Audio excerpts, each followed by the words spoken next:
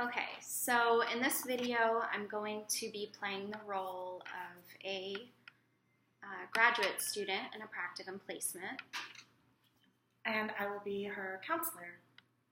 Okay, so I wanted to come to session today because there's a problem I've really been struggling with that I wanted to talk about. Okay, go ahead. Well, I just started a new practicum program, a placement. So it's kind of like a job recently, and I had to leave my old job where I really, really enjoyed my last client. That sounds like a lot of transitions in a fairly short amount of time. Yeah. Wow. So how long ago did these changes take place? Next week will be a month. Okay, so very recent. Mm-hmm. Very recent. Yeah, so I'm still kind of struggling with letting go of my past job and then starting a new job. Okay. Well, are there things about the new job that are making that transition any easier? Things that you particularly enjoy? Well, right now I feel like there's a lot of stress because there's kind of a lot of turmoil going on at this practicum job. Turmoil? Yes. Well, turmoil because the placement is really, first off, the company is in the process of closing. I don't know where to start. There's so many things going on. Oh, my. So, first, the company's in the process of preparing to close at the end of summer. So that part's stressful because I was planning to be here for a full year. So there's that. And then another issue is that I'm supposed to be getting a certain amount of supervision, which I haven't been getting. So there's just a whole bunch of things that are kind of interplaying. And right now I'm really upset because I feel like I left a job that I really, really enjoyed with a client that I really enjoyed. And now I'm put in this new position and there just seems to be a whole lot of turmoil. I can certainly see that. I mean, I can tell that you're very frustrated. And I also am not getting paid at this current job right now. So that makes it worse. Is that just due to, you changing into the new position and they haven't gotten you in the system, or is this an unpaid position with the new clinic? Technically with the new clinic, it is paid. But right now, because the company's in a state of transition, it's taken a while to get me into the system. I see. So I'm almost a month behind with paychecks due to the transition. So it's just a little bit chaotic and stressful as we're kind of navigating through. Sure. Yeah, it sounds like quite a contrast, between a job that you really enjoyed with, a client that you've grown very close to, and then transitioning into what it sounds like has been a very hectic experience where, you're in the process of transitioning, but so is the agency that took you on. That's a good point. Now, you had mentioned supervision, so I'm assuming that means you have a supervisor in place at this new agency? Correct. Yes. Okay. Is that do you have the sort of rapport or relationship with him or her where you could voice some of these concerns that you're having? Well, right now I feel like I'm new. I'm a new employee. So I don't really want to shake the boat or create unnecessary attention. I'm just trying to kind of feel it out and see how it's going, but really I'm like, oh my gosh, this is so crazy. Well, I want to pause you just for a moment and kind of look at why you feel like expressing some of the issues that you're having necessarily means that you're shaking the boat. Because just from what you're saying, it sounds like your frustrations are very real for you. Mm-hmm. This is something that you're dealing with, and you're looking at being in this position for up to a year, you had said. Mm-hmm. And given that situation, it seems legitimate that you should certainly take an opportunity to make these concerns known and bring them to the attention of your supervisor. I've thought of that, but then on the other hand, I almost feel like, well, if I'm only going to be there till summer anyway, I may as well just stick it out, try to make the best of it, and then focus my efforts on another transition again at the end of summer. Because that's what's going to happen since the company's closing. Oh, so I'm kind of torn between, okay, do I want to bring up these concerns now when I have to be there for another 2 months? You know, is it really worth it? Or, you know, do I just kind of stick it out? I see. Have you listed the things that are upsetting you? Have you made that list? That might be helpful as an exercise, perhaps in the journal that you're keeping that go with your sessions, just so that you can see your concerns just written out in black and white, and then maybe you can prioritize them. Okay. Perhaps, you know, if you're not comfortable listing or discussing all 6 concerns, if there are 6, hypothetically, with your supervisor, perhaps you could make it, you know, just 1 or 2 of the most pressing. Okay. And that might just help to kind of ease, you know, transitions are hard, and you're having a really hard time, and it sounds like you're putting a lot on yourself. And there's, I mean, sometimes, yes, that's necessary, but not all the time. I think sometimes it's okay to ask for help, and we can certainly role play that. You know, if you're uncomfortable approaching your supervisor and saying, you know, I'm not happy with this, and this, I'd be happy to role play that with you and just let you practice those skills. You know, I think that might help because I'm feeling overwhelmed. I'm feeling like I don't know where to start. There's so many things going on.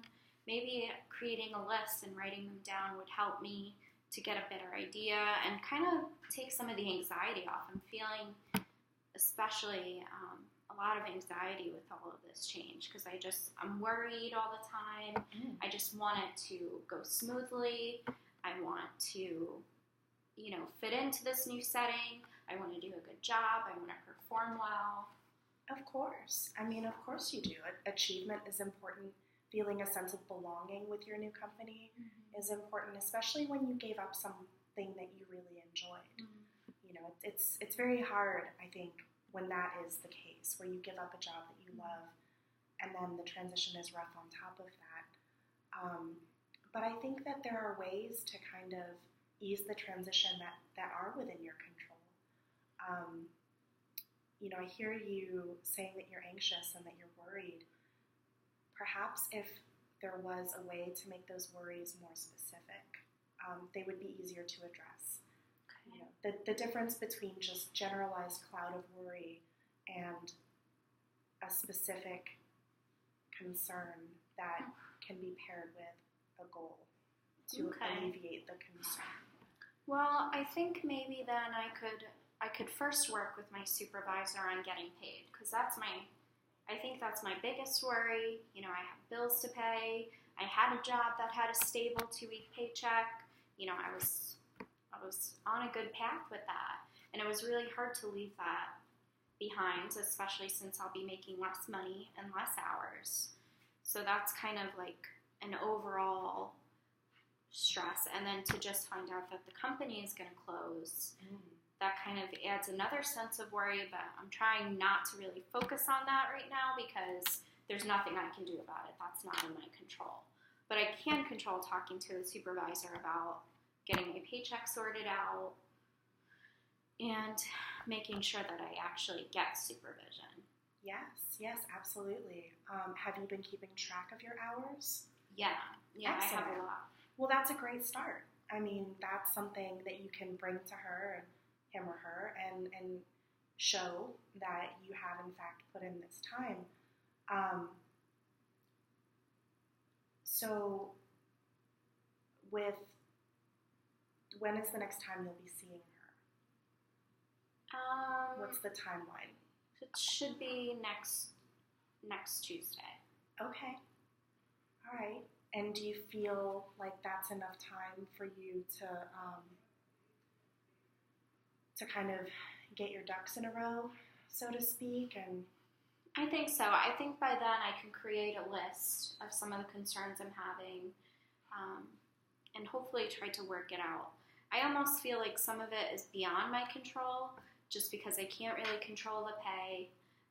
I did actually talk to her about giving me more hours, so I think that should help, because before I wasn't getting enough hours and they weren't consistent. I was only getting a couple here or there, or filling in, and that lack of structure was really kind of difficult. Sure. When I'm used to working a set amount of hours at a set amount of time for a set pay. It sounds like one of the kind of general themes of your anxiety is that not knowing what's happened, that unreliability with regard to finances and hours worked. I think it's incredible that you were able to approach your supervisor and advocate for yourself in that manner. That can be a very scary thing, and you did it. And so you've got the skill set. You know, you've done it once now, so there's, that's great. It's a great start, and then you can just systematically work through the rest of the concerns. I mean, I know you had mentioned that you will only be there through the end of summer, but that's still 2 months of your professional training. That's true. I didn't think of it that way. Yeah. That's important to you, and you have a say in shaping what that looks like. That is within your control.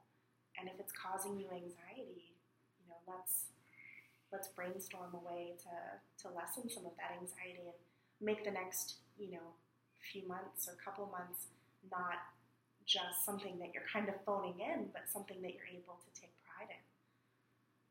Does that sound like an attainable goal? I think so. I hope so. It's scary. It's just scary being somewhere new. Of course. Yes. And there's so many issues.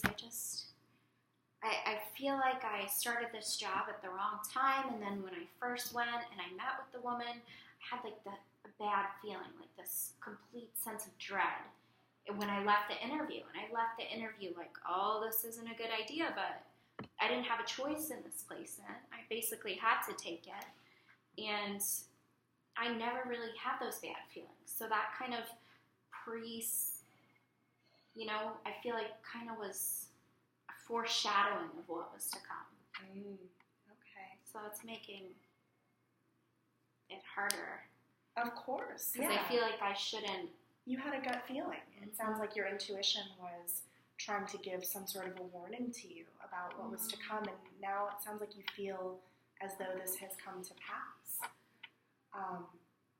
But I think the important thing to remember is that no matter how bad it gets, it's only a couple months. And There's a light at the end of the tunnel. There is a light at the end of the tunnel, and you've already demonstrated assertiveness skills in approaching your supervisor and asking for more direct hours. And we can keep building that skill set to where, we strike a nice balance between being able to be assertive without rocking the boat, and advocate for what you need. I just wanted to give you a heads up that we have just a couple minutes left in today's session. So what do you feel like your takeaways are? Well, I feel like after this session, I will make a list of all of my concerns and then work on it one by one to address with my supervisor. Maybe that will kind of give me more focus as far as being overwhelmed, and then just systematically go through and try to do what I can to kind of release some of that worry. Okay. How about I'm going to assign you some homework. Okay. So for our next session, I think it would be helpful if you could bring the top 2 concerns off of your list. And we'll kind of start there and we'll role play. I'll be the supervisor, and you can practice bringing things up and advocating for yourself. And then kind of check in and see how you feel with that. Are you comfortable? Do you feel empowered? Because that's the goal. Not that you feel burdened, anxiety-ridden, but that you feel, empowered to kind of shape this experience to be the best that you can be. Can't help the hand you're dealt all the time, but sometimes you can bend the fingers or shuffle the cards, right? Okay. Well, thank you. Thanks for coming in. I can't wait to see you next week.